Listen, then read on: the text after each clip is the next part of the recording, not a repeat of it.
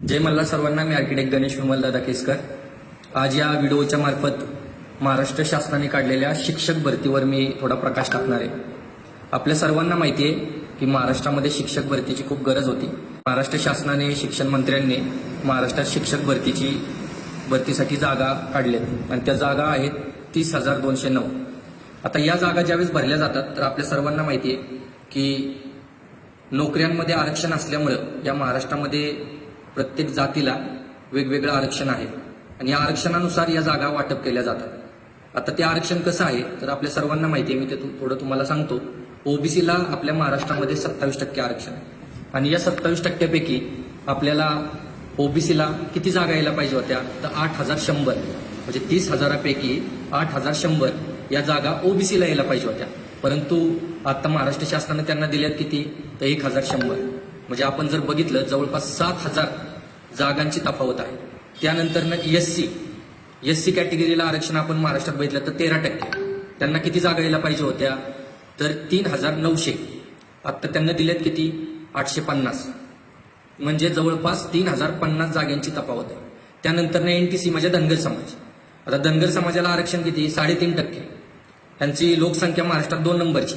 लोकसंख्येनुसार तर आरक्षण नाहीच आहे, परंतु जे आहे 3.5% आरक्षण त्याच्यानुसार धनगर समाजातल्या मुलांना शिक्षक भरतीमध्ये 1,057 जागा मिळायला पाहिजे होत्या. परंतु त्यांना दिल्यात किती तर फक्त 100 जागा.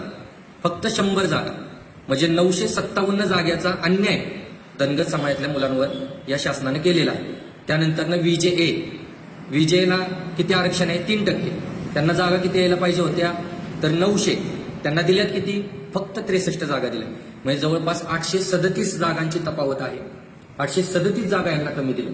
त्यानंतर एनटीबीला 2.5% आरक्षण. त्यांना जागा यायला पाहिजे होत्या 900.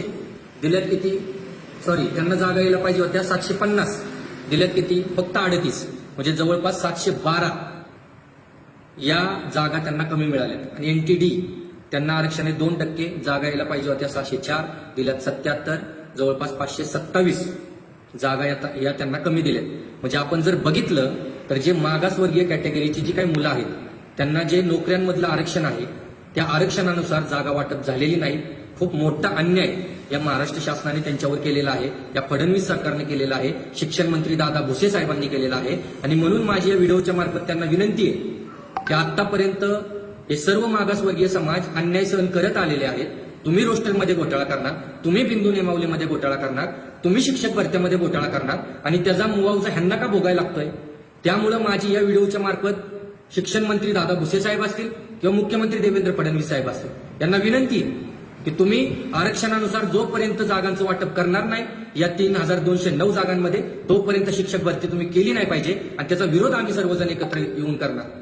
जोपर्यंत आरक्षणानुसार जागा देणार नाही तोपर्यंत आम्ही तुम्हाला ही शिक्षक भरती होऊ देणार नाही. हे मी तुम्हाला आज या व्हिडिओच्या मार्फत सांगतोय.